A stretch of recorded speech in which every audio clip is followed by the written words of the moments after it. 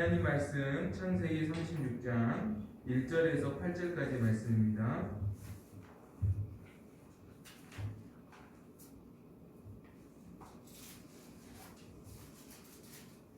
창세기 36장 1절에서 8절입니다. 한 절씩 기록합니다. 에서 곧 에돔의 족보는 이러하니라. 에서가 가나안 여인 중 헷족속 엘론의 딸 아다와 히 족속 시므온의 딸인 아나의 딸 오홀리바를 가이아로 맞이하였고 또 이스마엘의 딸 느바요스의 누이 바스맛을 맞이하였더니 아다는 엘리바스를 에서에게 낳았고 바스맛은 루엘을 낳았고 오홀리바마는 여우수와 얄람과 고라를 낳았으니 이들은 에서의 아들들이요 가나안 땅에서 그에게 태어난 자들이더라. 에서가 자기 아내들과 자기 자녀들과 자기 집의 모든 사람과 자기의 가축과 자기의 모든 짐승과 자기가 가나안 땅에서 모은 모든 재물을 이끌고 그의 동생 야곱을 떠나 다른 곳으로 갔으니 두 사람의 소유가 풍부하여 함께 거주할 수 없음이로라. 그들이 거주하는 땅이 그들의 가축으로 말미암아 그들을 용납할 수 없었더라. 이에 에서 곧 에돔이 세일산에 거주하니라. 아멘. 창세기 35장은 이삭의 죽음으로 마무리를 하고 있습니다. 28절, 29절에 보니까 이삭의 나이가 180세에 죽었고 그 이삭을 에서와 야곱이 장사하였다라고 정리를 하고 있습니다. 그러니까 이것은 이제 이삭의 죽음으로 에서와 야곱은 이제 그들을 하나로 묶었던 끈이 끊어졌다는 거예요. 이제는 이삭이 죽음으로 그들은 전혀 다른 각자의 길을 가게 됩니다. 그리고 겉으로 보기에는 두 사람의 길은 두 사람이 가문을 이루어가는 결과의 모습을 보면 굉장히 비슷해 보이고 또 두 사람 다 믿음의 사람 같지만 그리고 예를 들어 보면 에서도 많은 부인을 얻었고 또 많은 자녀를 낳았잖아요. 야곱도 가문을 이룰 때 많은 부인을 얻었고 또 많은 자녀를 낳았잖아요. 그러니까 둘 다 또 이삭의 아들이고, 그러니까 믿음을 갖고 있는 것처럼 보이고 또 비슷해 보이지만 에서는 야곱에 비해서 빠른 성공을 거두었고요. 그리고 빠른 업적들을 쌓아갔습니다. 그러니까 겉으로 보기에는 믿음도 있어 보이고 빠른 성공을 거두고 또 사람들이 부러울 만한 업적을 사실 에서는 더 빨리 이루어요. 그것이 이제 36장의 에서의 가문을 소개하는 전체적인 내용이, 당시 사람들은 에서와 야곱 중에 누구를 더 흠모했을까 생각을 해보면 분명히 에서를 더 흠모했을 것 같아요. 믿음도 좋고 또 성공하고 또 많은 업적을 쌓았고 누구도 쉽게 이룰 수 없는 업적들을 만들어간 사람이 에서거든요. 그러나 조금 더 시간이 흘러서 보면 하나님의 약속은 에서가 아니라 야곱을 통해서 이루어져 가고 지금도 이루어져 가고 있습니다. 그러나 에서가 세운 나라 또 에서가 만든 모든 업적들은 하나도 지금 다 존재하고 있지 않는 것이죠. 그러니까 우리는 성경을 통해서 결과를 다 알잖아요. 그래서 우리는 야곱을 믿음의 조상으로 존경하고 그의 믿음을 우리는 지금도 따라가고 있지만 당시 동시대에 살았던 사람들은 그 전후대에 살았던 사람들은 분명히 오히려 에서를 더 진짜처럼 여겼을 것이고 야곱을 더 가짜처럼 여겼을 것 같아요. 그러나 하나님 눈으로 보기에는 에서는 진짜 같지만 가짜였고 야곱은 가짜처럼 보였지만 진짜 하나님의 사람이었다라는 것이죠. 우리가 이것을 통해서 알 수 있는 것은 우리도 진짜를 가짜로 여길 수도 있고요. 또 가짜를 진짜로 여길 수도 있는 신앙생활을 할 수 있다는 것이에요. 그렇다면 진짜와 가짜를 어떻게 하면 분별하고 우리가 진짜 하나님의 사람으로 살아갈 수 있을 것인가? 진짜와 가짜의 진짜 차이는 겉으로는 드러나지 않지만 분명히 영적 비밀이 있다라는 것을 오늘 창세기 36장은 우리에게 말씀하고 있는 거예요. 그 비밀이 무엇인지를 우리가 함께 살펴보기를 소망합니다. 먼저 진짜는요, 결과보다 과정이, 보이지 않는 과정이 더 중요하다라는 것을 오늘 우리에게 말씀하고 있습니다. 제가 아까 잠깐 말씀드렸지만 35장 23절부터 그리고 26절까지는 야곱이 어떻게 가문을 이루었는지를 소개해요. 아내가 몇 명이었고 그 아내들에게서 몇 명의 아들들과 자녀들이 태어났는지를 소개하고 있죠. 그렇죠? 그리고 36장 1절에서 5절까지는 예서가 몇 명의 아내를 맞이했고 또 그 아내들을 통해서 몇 명의 자녀들을 낳았는지를 소개하고 있어요. 야곱은 4명의 아내를 통해서 11명의 12명의 아들을 낳습니다. 총. 그리고 예서는 3명의 아내를 통해서 5명의 아들을 낳습니다. 모두 다 많은 아내를 얻었고요. 많은 자녀들을 얻었어요. 둘 다. 오히려 아내와 자녀들의 수만 보면 야곱이 더 많은 욕심을 가진 것처럼 오히려 보여요. 그렇죠? 예서는 3명이고 아내가, 야곱은 4명이잖아요. 그리고 야곱의 자녀들이 훨씬 많잖아요. 그렇죠? 그러니까 야곱이 더 욕심이 많아 보인다. 만족할 줄 모른다. 라고 겉으로는 그렇게 보여져요. 둘 다 이삭의 아들이고요. 그렇죠? 그러나 이들이 결혼을 했던 과정을 보면, 가문을 이루어가는 과정을 보면 전혀 두 사람이 다른 과정을 밟아서 가문을 이루었어요. 그것이 이제 2절부터 나오죠. 우리 36장 2절 함께 읽어봅니다. 예서의 가문을 이루는 과정입니다. 2절 다 같이 시작. 예서가 가나안 여인 중 헷 족속 엘론의 딸 아다와 히 족속 시본의 딸인 아나의 딸 오홀리바마를 자기 아내로 맞이하고, 중요한 것은 예서가 누구를 맞이했냐면 아내로 가나안 여인을 맞이했다라고 정확히 말씀하고 있습니다. 가나안 여인을 맞이했는데 그것도 한 명이 아니라 한꺼번에 2명의 아내를, 가나안 여인을 아내로 맞이했다라고 말씀합니다. 창세기 26장에 보면 이 내용을 좀 더 자세히 소개하고 있는데 이렇게 말씀합니다. 예서가 40세 헷 족속 부엘의 딸 유디카, 헷 족속 엘론의 딸 바스맛을 아내로 맞이하였더니 그들이 이삭과 리브가의 근심이 되었더라. 그러니까 이 결혼은 부모님의 허락 없이, 부모님의 동의 없이 자기가 하고 싶은 대로 자기 눈에 좋아 보이는 가나안 여인 2명을 한꺼번에 아내로 맞이했다는 거예요. 그러니까 부모님의 전혀 동의 없이, 부모님의 전혀 허락 없이, 하나님의 뜻은 먼저 뒤에 두고라도 최소한 부모님의 허락을 받아야 되고 부모님의 어떤 동의를 받아야 되는데 그런 과정 없이 가나안 여인을 한꺼번에 자기 아내로 맞이했다. 그래서 부모님이 근심했다라고 말해요. 여러분, 이삭이 어떻게 결혼했습니까? 이삭이 얼마든지 가나안 여인과 결혼할 수 있었지만 아브라함이 가장 신실한 종을 자기 친족이 있는 하란까지 보내어서 리브가를 데려왔잖아요. 그래서 믿음의 가문이 되게 하였고, 그래서 아브라함의 믿음이 이삭에게 전수된 거예요. 그리고 그 이삭의 믿음이 지금 에서 야곱에게 이어졌는데, 에서가 자기의 욕심을 따라 한꺼번에 2명의 아내를, 그것도 가나안의 여인을 아내로 맞이한 것이에요. 그래서 부모님이 그러나 그것을 싫어하잖아요. 믿음의 결혼이 아니기 때문에. 그래서 근심하잖아요. 그러니까 이렇게 또 예서가 반응합니다. 이 3절이에요. 36장 3절 함께 읽습니다. 다 같이 시작. 또 이스마엘의 딸 르바요스의 누이 바스맛을 맞이하였더니, 내가 믿음의 우리 친족, 아버지의 친족과 결혼하지 않아서 이러다 보면 아버지가 나를 좋아하긴 하지만 장자권이 좀 불안하다. 아버지가 근심하니까, 아버지가 나를 인정하지 않은 것 같으니까, 이 결혼을 통해서. 그래서 했던 게 이스마엘의 딸 르바요트의 누이, 그러니까 이스마엘의 딸을 자기 아내로 다시 세 번째 부인으로 맞이합니다. 왜냐면 이스마엘은 어쨌든 아브라함의 아들이잖아요. 그러니까 내가 아버지의 친족과 결혼하지 않으니까 부모님이 인정을 못 받구나 해서 이스마엘의 딸과 결혼했는데요. 여러분들 이스마엘은 누구예요?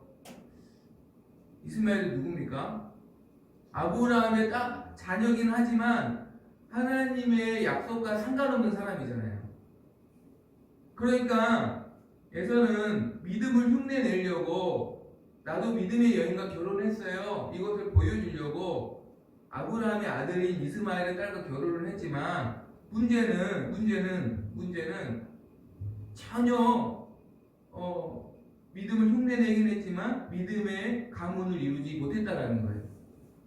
아버지의 장자권을 받기 위해서 나도 믿음의 결혼을 했어요 라는 걸 드러내기 위해서 믿음을 흉내냈지만 사실 그것은 믿음도 아니었고 또 믿음의 가문을 만든 것도 아니었다라는 것이에요. 그러니까 예서의 결혼의 과정을 보면 그냥 자기가 하고 싶은 대로 결혼한 거예요. 믿음을 흉내내긴 했지만 진짜 믿음은 아니었다라는 거예요. 반면에 야곱은 우리가 알고 있습니다. 야곱은 형의 장자권을 빼앗은 다음에 부모님의 명령을 받고 삼촌 라반의 집에 라반이 있는 하란으로 가죠. 거기에서 라헬이라는 삼촌 라반의 딸을 사랑하게 됩니다. 라헬과 결혼하기로 했어요. 라헬은 굉장히 지혜 있는 여인이었고 또 총명한 여인이었죠. 그런데 어떻게 됩니까? 라반이 야곱을 속여서 레아와 먼저 결혼시킨 거예요. 그러니까 어떻게 해요? 라헬을 이미 사랑하고 마음에 두는데 라헬을 포기할 수는 없잖아요. 그래서 삼촌 집에 14년을 일하기로 약속하고 라헬도 자기 아내를 결국 맞이하죠. 문제는 뭐예요? 자기가 의도하지 않게 2명의 부인을 얻게 된 거예요. 자기가 원한 게 아니에요. 자기가 어찌할 수 없는 상황으로 그렇게 만들어진 거예요. 문제는 레아와 라헬이 또 경쟁을 하네요. 남편을 사랑을 얻으려고. 자기 시녀들을 남편에게 아내로 맞이하기 위해서 나를 더 사랑하게 만들려고 경쟁해요. 경쟁하다 보니까 자녀들이 많이 태어난 거예요. 부인들이 많아진 거예요. 그러니까 야곱은 처음부터 많은 여인을 결혼을 하겠다라고 생각한 게 아니라 한 여인을 사랑했지만 어떻게 보면 하나님의 섭리 때문에 섭리를 따라서 어떤 삼촌 라반의 어떤 그런 계략에 이끌려서 자기 의도와 다르게 많은 부인을 준 것이고 많은 자녀를 낳은 거예요. 중요한 것은 하나님께서 그 자기를 속인 삼촌 라반의 집에서 머물라고 하실 때까지 머물렀다가 요셉까지 태어난 11명의 아들을 삼촌 라반의 집에서 일하면서 낳았고 그때 하나님께서 이제 다시 가나안 땅으로 돌아가라. 그 말씀하심을 듣고 다시 돌아가서 여기까지 온 거예요. 그러니까 에서와 야곱의 결정적인 차이는 뭐냐면 에서는 자기가 하고 싶은 대로 했어요. 겉으로는 믿음의 사람처럼 보이지만 그의 모든 선택과 모든 과정을 보면 다 자기가 원하는 대로 하는 삶을 살았어요. 믿음을 흉내냈지만. 그러나 야곱은 겉으로는 예서처럼 많은 부인을 두고 많은 자녀를 두는 것처럼 보이지만 자기가 결정해서 여기까지 온 게 아니에요. 하나님의 말씀을 따라서 순종하여서 여기까지 온 거예요. 쉽게 말하면 예수의 삶의 형태는 능동태예요. 자기가 원하는 대로. 자기의 주도적인 삶. 근데 야곱은 수동태예요. 말씀을 따라가는 삶. 이끌리심을 받는 삶. 여러분 신앙생활은 처음에는 다 능동태로 시작해요. 다 내가 주인인 삶을 살아요. 내가 하고 싶은 대로 살아요. 이제 예수님을 믿기 시작했을 때나 신앙이 초신자일 때. 그러나 이 사람이 신앙이 지금 자라가고 있다는 걸 어떻게 알 수 있냐면 점점 수동태로 바뀌는 거예요. 내가 하고 싶어도 하나님이 말씀이 하지 말라면 안 하는 거예요. 내가 하기 싫어도 하나님의 말씀이 감동을 주면 하는 거예요. 그러니까 내가 가는 게 아니라 말씀이 나를 이끌어가는 거예요. 성령의 감동이 나를 이끌어가는 거예요. 나는 그냥 따라가는 거예요. 나는 그냥 이끄신 대로 순종하는 거예요. 야곱의 삶은 그런 형태였어요. 그러나 에서는 끝까지 처음부터 끝까지 자기가 하고 싶은 대로 하는 삶이에요. 8절을 보세요. 나중에 세일산으로 가는 것도 가나안 땅을 떠나서 세일산으로 가는 것도 자기가 선택해서 가는 거예요. 하나님의 말씀과 상관없이 자기가 그냥 하고 싶은 대로 처음부터 끝까지 해요. 물론 야곱도 처음에는 능동태의 삶을 살았어요. 하나님의 뜻과 상관없이 형을 속이고 아버지를 속여서 장자권을 속여서 빼앗았어요. 그러나 베델에서 하나님을 만난 이후부터 그는 수동태로 삶이 바뀌어가요. 나중에 어디까지 바뀌어갑니까? 자기가 가장 사랑하는 부인 라헬이 낳은 아들이 요셉과 베냐민이잖아요. 요셉을 형들이 모함을 해서 요셉이 죽은 줄로 알고 나중에 가나안 땅에 흉년이 들었을 때 애굽의 총리가 된 요셉이 야곱이 품고 있는 베냐민까지 오면 내가 너희를 간첩이 아닌 줄 알겠다라고 형들에게 말해서 베냐민을 데려오라고 하잖아요. 그때 사실 야곱은 베냐민마저 내가 잃어버리면 내 삶에 소망이 없는데 처음에는 안 내놓거든요. 그런데 나중에 하나님 뜻에 순종해서 베냐민까지 내어주잖아요. 그러니까 자기의 모든 것을 사실은 맡기는 삶을 야곱은 살아갑니다. 그의 신앙이 시간이 지나면 지날수록 더 내려놓는 삶을 살아요. 말씀 앞에. 신앙이 좋다는 건 뭡니까? 더 움켜쥐는 게 아니라 더 내가 강해지는 게 아니라 더 어떤 나의 어떤 카리스마가 더 강해지는 게 아니라 내가 더 없어지는 것입니다. 내 생각이 더 없어지는 거예요. 어떤 내 주장이 더 없어지는 거예요. 그래서 주님의 뜻이 중요해요. 하나님의 말씀이 중요해요. 하나님의 뜻이 있으면 하는 것이고 그냥 나는 그냥 그분의 이끄신 대로 가는 것이에요. 완전히 이런 수동태의 과정을 밟아가는 것이 야곱의 삶이에요. 보여지는 모습보다 나의 보이지 않는 삶이 능동적인 삶인가 아니면 정말로 수동적인 삶인가 그것이 진짜와 가짜를 구별할 수 있는 기준이 된다는 것을 성경 말씀합니다. 또한 우리가 에서와 야곱의 모습을 통해서 또 알 수 있는 것은 에서는 빠르게 성공합니다.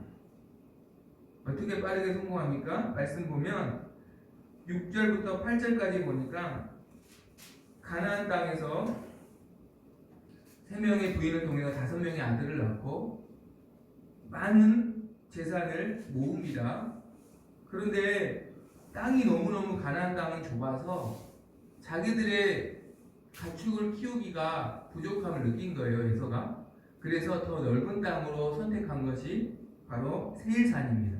그래서 8절에 보니까 세일산으로 갔다라고 말하고 있죠. 세일산으로 간 에서는 어떻게 되냐면 9절부터 19절까지 말씀 보니까 거기에서 14명의 손자들을 봅니다.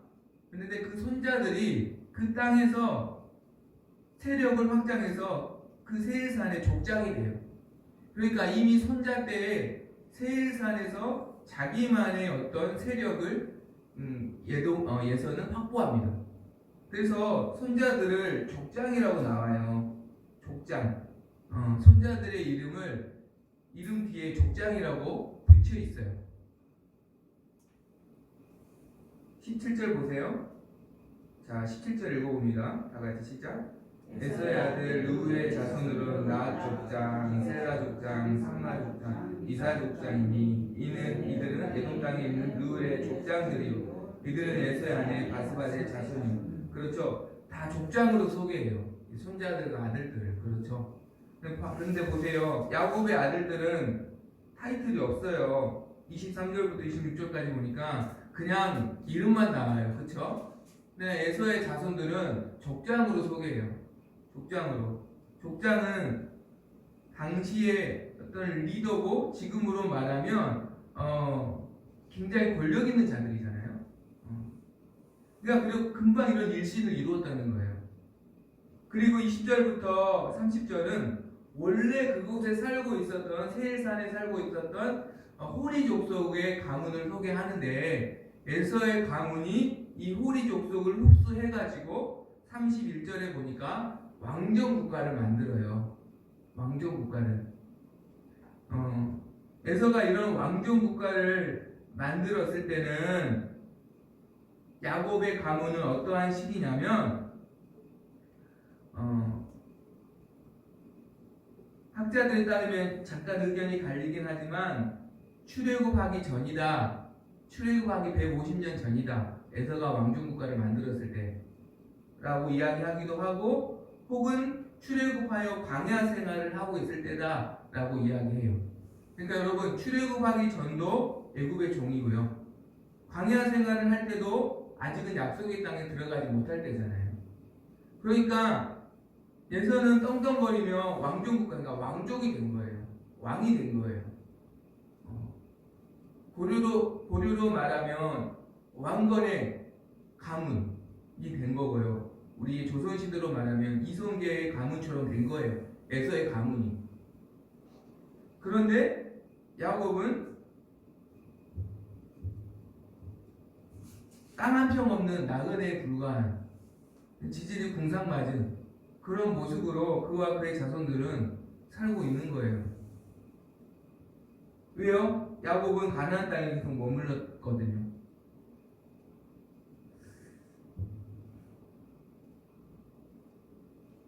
그런데요, 우리 27절 한번 읽어보겠습니다. 35장 27절입니다. 다같이 시작. 야곱이 기라-아르바의 마므레로 가서 그의 아버지 이삭에게 이르렀으니 기라-아르바는 곧 아브라함과 이삭이 거류하던 헤브론이더라. 아멘. 에서는 세일산으로 가서 금방 세력을 이루어서 왕정 국가로 자기의 가문을 만들었다면 야곱은 약속의 땅인 가나안 땅에 가서 지질이 궁상맞게 사는 것처럼 보이지만 성경의 관심은요,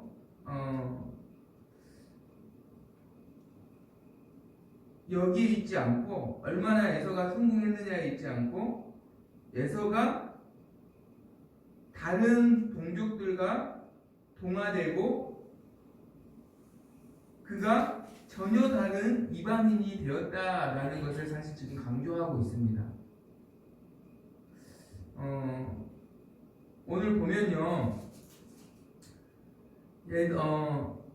예서의 가문은 31절에 보니까 에돔이라는 왕정 국가를 만들었고요.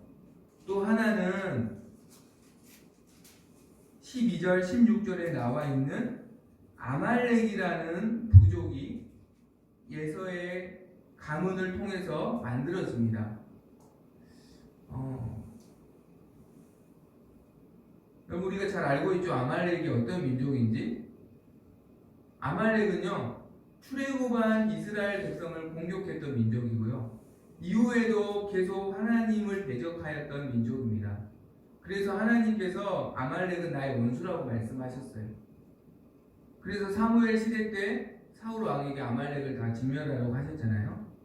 그러니까 하나님의 원수가 된 민족이 아말렉이고요. 에돔도 마찬가지입니다. 에돔도 신앙이 전수된 게 아니라 여러 부족과 섞여서 전혀 다른 민족이 되어서, 그러니까 20절부터 30절까지 호리 족속을 소개하잖아요. 이 호리 족속과 합쳐져서 에돔이라는 왕족국가를 만들어서 에서는 전혀 다른 민족으로 동화되어서 그 에돔은 나중에 아말렉과 똑같이 이스라엘을 항상 공격하는 민족으로 변해요. 그래서 나중에는 하나님께서 에돔을 이스라엘의 종으로 만드시고 나중에는 완전히 에돔을 이 지구상에서 사라지게 하시죠.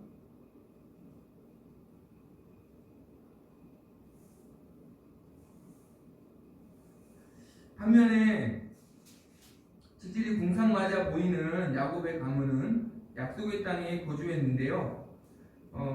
여러분 보세요. 27절, 35장 27절을 좀 묵상을 해보면 그냥 헤브론에 거류했다라고 말하고 있지 않고 아브라함과 이삭이 거류하던 헤브론에 거류했다라고 말해요. 그렇죠? 이것은 어떤 뜻일까요? 아브라함이 하나님의 약속을 따라 가나안 땅에 거주했던 것처럼 이삭도 하나님의 약속을 따라 거류했고 야곱도 하나님의 약속을 따라 그곳에 거주했다는 거예요. 어떤 약속이? 이 땅을 너와 내 자손에게 주리라. 내 민족을 창대하게 하리라. 나는 너의 하나님이 되리라. 이 약속을 붙잡고 야곱이 이 땅에 거류하였고 그의 그 신앙이 자녀들에게 전수됐다라는 거예요. 우리가 자녀들에게 전수됐다라는 것을 어떻게 아냐면 나중에 이스라엘 백성들이 애굽의 종이 되잖아요.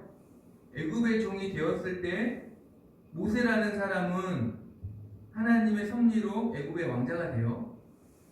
그런데 모세는 자기를 애굽의 왕자로 인식하지 않고 이스라엘 백성들을 자기 동족으로 인식해요. 무슨 말이냐면 어머니를 통해서 아브라함에게 주신 약속의 말씀을 모세는 그때 믿었다라는 거죠. 그러니까 야곱의 신앙이 12아들에게 그리고 그들의 신앙이 계속하여서 이스라엘 자손에게 비록 그들이 종으로 살고 있을 때에도 전수되었다라는 것. 그들은 더 거룩하게 하나님의 약속을 따르는 거룩한 민족으로 구별되어져 가고 있었다라는 것이. 그리고 하나님께서는 그 이스라엘을 통해서 결국 예수님을 이 땅에 보내주시고 그 예수님을 믿는 거룩한 민족을 오늘도 거룩한 주의 자녀들을 오늘도 구름대와 같이 만들어가고 계심을 믿습니다. 그러나 영원할 것 같은 에돔의 자손들은 또 아말렉은 지구상에 지금 존재하지 않습니다. 그의 나라는 없습니다. 그러나 여러분 하나님의 나라는 영원할 줄로 믿습니다. 하나님의 관심은 우리가 얼마나 빠르게 성공하느냐에 있지 않고 우리가 얼마나 하나님의 말씀을 따라 구별되어지느냐에 관심이 있으십니다. 지금까지 하나님의 섭리를 보면요, 하나님은 아브라함과 아브라함의 아버지 데라를 구별하십니다. 본토 친척 아비 집을 떠나라. 그렇죠? 아브라함이. 왜요? 구별되라는 거예요. 그리고 이삭과 이스마엘을 분리시키십니다. 왜요? 이삭이 이스마엘과 있으면 믿음대로 살지 못해요. 그래서 그 이스마엘을 쫓아내라고 하시죠. 하나님이 하라고 하신 거예요. 하나님 오늘 에서와 야곱을 분리시키십니다. 에서의 욕심을 이용하셔서 에서가 세일산으로 떠나게 하시죠. 왜요? 하나님의 약속을 따르는 사람으로 야곱을 구별해 가시는 거예요. 그럼 내가 하나님의 뜻대로 살고 있느냐 살고 있지 않느냐를 구분할 수 있는 중요한 기준이 있습니다. 그것은 내가 하고 있는 일이 지금 잘 되느냐 안 되느냐가 아니에요. 지금 내 사업이 잘 되느냐 안 되느냐가 아니라 내가 지금 구별되어져 가고 있는가, 내가 지금 하나님의 말씀을 따르는 사람으로 어제보다 더 거룩해져 가고 있는가, 이것으로 분별하셔야 합니다. 이렇게 내가 구별되어지고 있다면 나의 삶이 비록 세상의 눈으로 보기에는 궁상맞아 보일지라도 하나님은 지금 나의 집을 반석으로 세워가고 계시는 거예요. 믿으십니까? 그러나 거룩을 잃고 구별되는 삶이 없이 성공을 거두고 있다면 오히려 난 지금 모래성을 쌓고 있는 거예요. 한번 비가 내리치면 싹 무너져 버려요. 싹 사라져 버려요. 더 비참해져요. 그러나 내가 지금 거룩하게 어제보다 오늘도 구별되어져 가고 있다면 나는 지금 반석의 집을 세워가고 있는 줄 믿습니다. 그렇게 지질이 궁상맞아 보이는 야곱의 가문은 이스라엘의 12지파의 조상이 되었고 이스라엘은 하나님의 백성이 되었고 그 이스라엘을 통해서 이 열방이 주께 돌아오게 하셨습니다. 그리고 요한계시록에 보면 야곱의 12아들의 이름이 새 예루살렘 성 문에 다 기록되어 있어요.